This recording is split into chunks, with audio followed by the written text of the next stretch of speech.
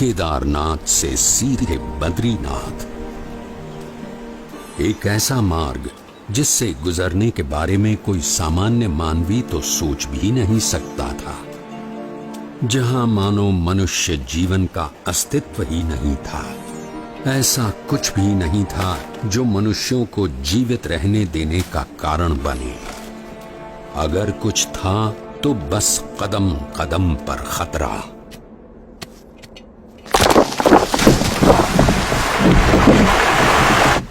शून्य के नीचे का तापमान जो पानी को पीने के लायक भी नहीं छोड़ता था।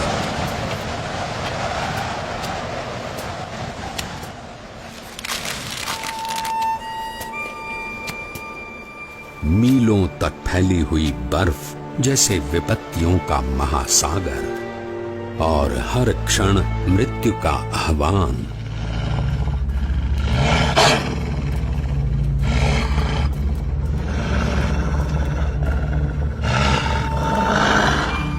पर केवल 11 वर्ष का एक बालक कृत निश्चयी था अपने ध्येय तक पहुंचने के लिए।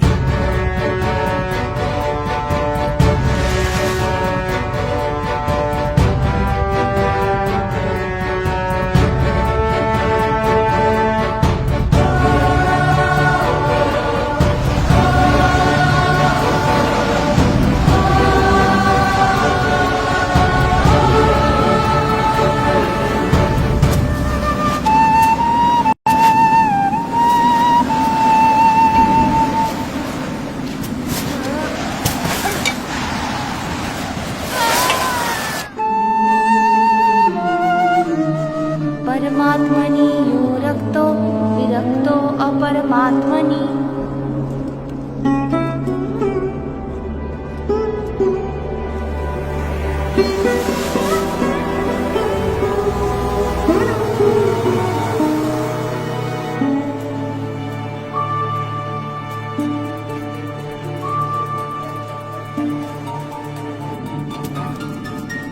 परमात्मनि यो रक्तो विरक्तो अपरमात्मनि।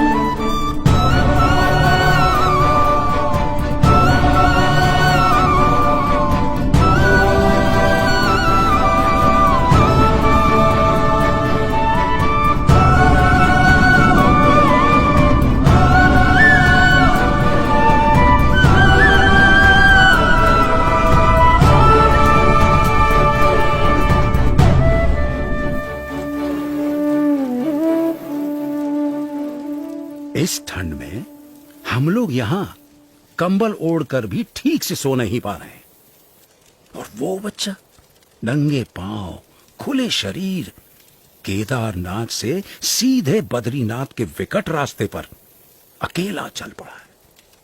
क्या हुआ होगा उसका?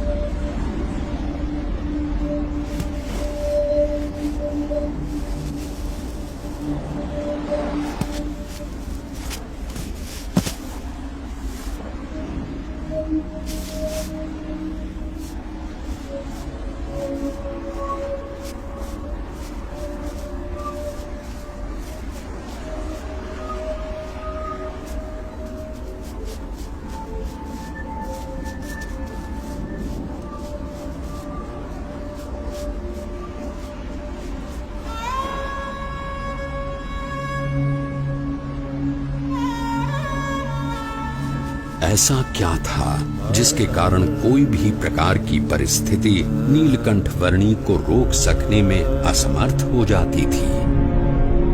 कभी हिम प्रपात तो कभी भयानक बारिश, अनजान और निर्जन रास्तों में जंगली जानवरों से आकस्मिक भेंट, अनजान रास्तों को समझकर पहाड़ियों और खाइयों के बीच में से भी रास्ता कर लेने की चुनौती, और आराम करने के लिए धरती का बिछाना और आकाश की चद्दर। नीलकंठ वर्णी की दृष्टि में ऐसा कुछ भी नहीं था जो इस मनुष्य शरीर से नहीं हो सकता था।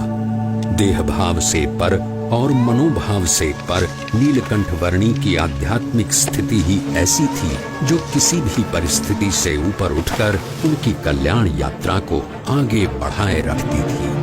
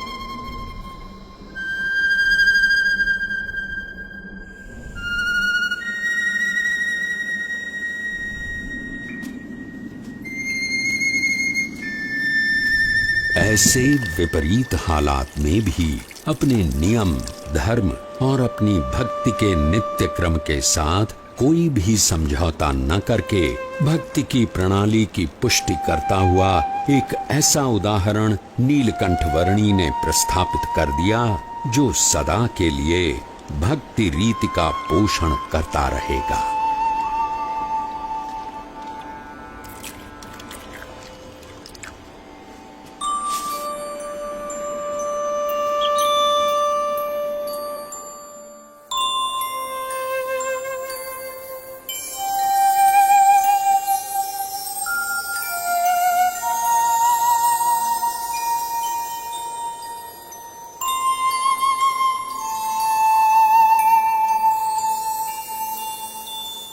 आज के समय में भी कई लोग साथ मिलकर बहुत सारी सुविधाओं के साथ जिसे पार करने के लिए हिचकिचाते हैं, वैसा केदारनाथ से सीधे बद्रीनाथ जाने का लगभग 75 किलोमीटर का मार्ग नीलकंठ वर्णी ने नंगे पांव, खुले शरीर, अकेले केवल 9 दिनों में पार कर लिया।